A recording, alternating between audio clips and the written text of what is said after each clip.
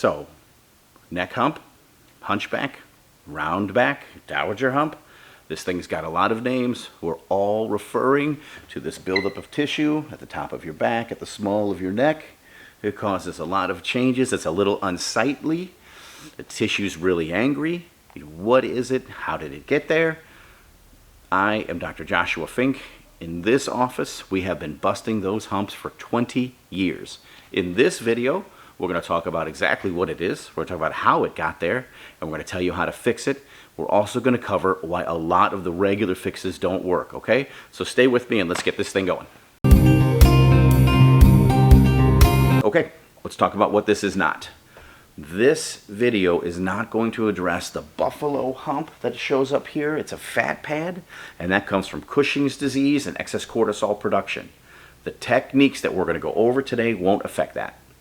It's also not Scheuermann's disease. Scheuermann's disease is an actual change in the vertebral structure.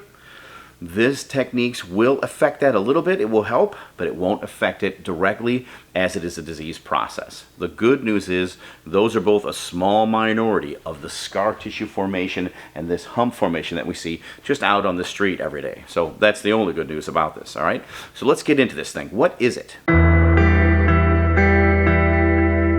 So what is this scar tissue? What is this dowager hump? What is this kyphotic change? We'll answer this together. This is you, right? You knew you were going to see a spine today. This is you from the side. Here's the base of your skull. Here's your neck. Here's your rib heads. We can see our friends with the ribs hook on. This is what you're supposed to be doing, and now you do this. What happened to the muscles that go from here to here and from here to here? What happened to them? Well, now they're overloaded. No problem. Get a bowling ball, hold it underneath your chin, move that out a couple inches, and just hold that thing there.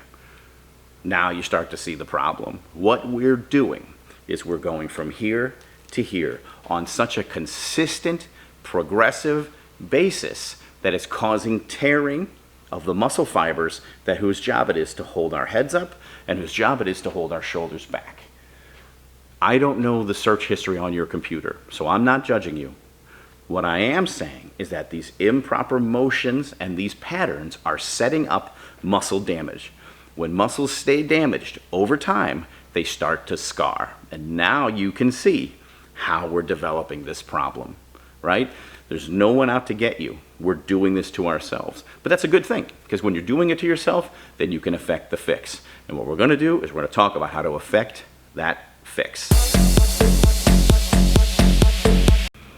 So what you've got is a big knot. You've got a bunch of tissue that's scarring, a bunch of tissue that's tearing because it can't do this work, and it's becoming more and more insufficient as the work gets harder, as we build up more scar tissue. So scar tissue is not fun. It's not elastic. It's very painful. It's sensitive to cold. As you press on it, you can feel these angry changes. In fact, that's what most of our patients report to us. Like, hey, this hurts really bad when I press on it. We tell them not to press on it, but we also tell them that there are ways of working through this to reverse this process. But mostly we want to talk about how these changes are occurring and what it's doing to the structures underneath. It's restricting the vertebral motion. And even doing that makes chiropractors wake up in their sleep. We don't like restrictions in vertebral motion. You don't like restrictions in vertebral motion.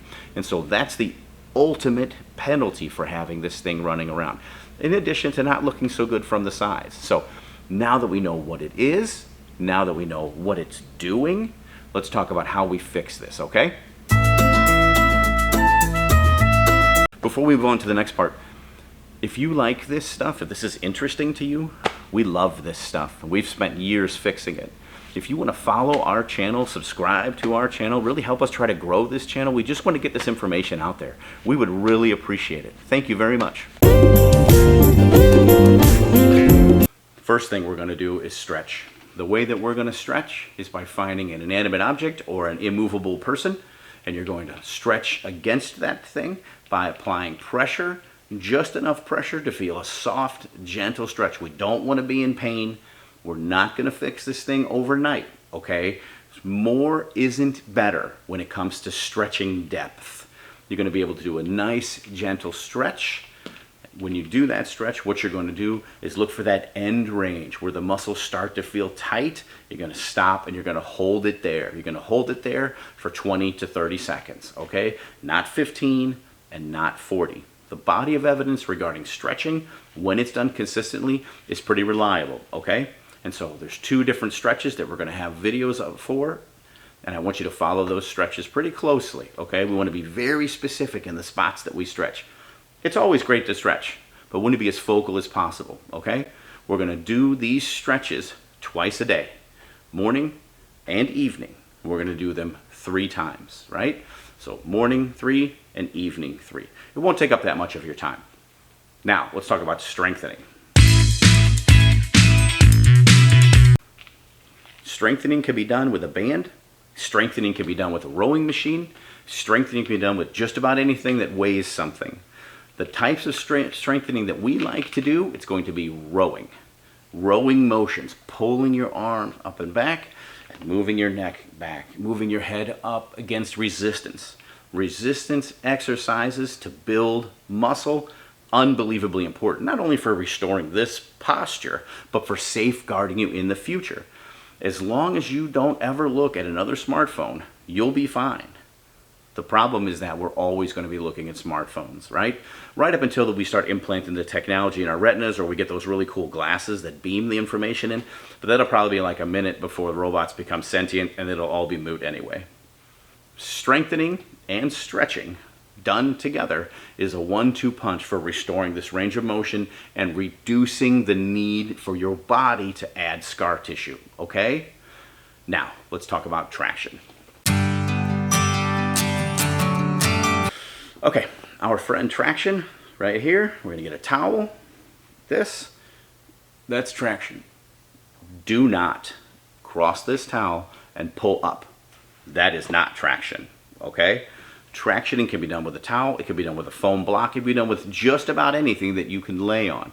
You're going to lay it at the top of your back, at the base of your neck, and you're going to lay on that traction starting at about 10 minutes, right? Then we're going to slowly work that up to where we're at the 15-minute mark. Some of the evidence points to 20-minute long tractions, but you really don't want to do that unsupervised. You want to get into that nice and slow.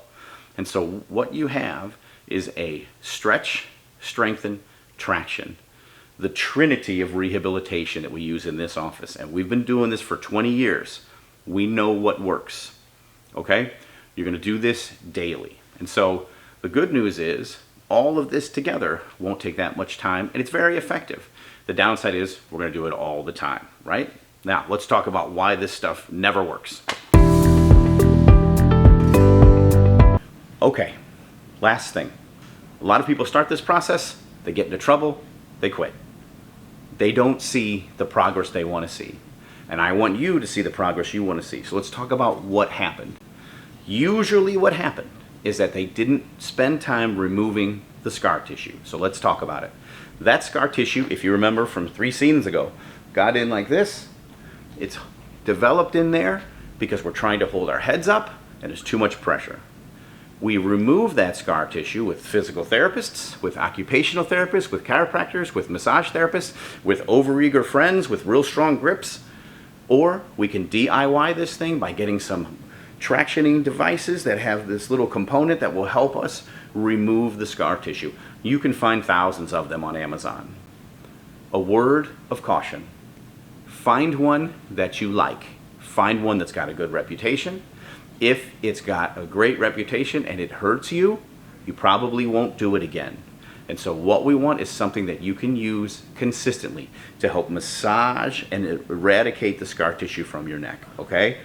That is what's important, and that's what gets in the way of a lot of treatment plans. So I want you to develop a system for that, all right? It's not hard to do. You'll find 100,000 reviews.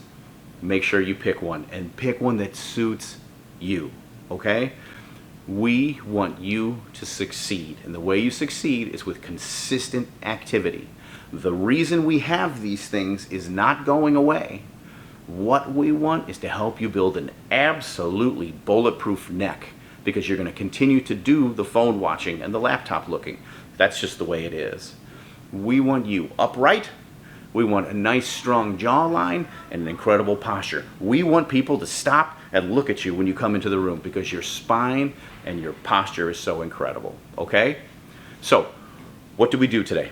We talked about what this scar tissue is. We talked about how this kyphosis gets into here and what this does to our body. We talked about how it gets in there. We talked about what it's not. All those questions we answered today. Take that information, think about it, and apply it into a treatment plan for yourself, all right? If you have any questions, drop me something in the comments so that I know. If you want to help us support our channel, you can subscribe, drop us a like, follow. Thank you. We really appreciate it. We really want to get this message of empowerment out to people to help them get better on their own, okay? Any questions? Let me know in the comments. Otherwise, I will see you in the office.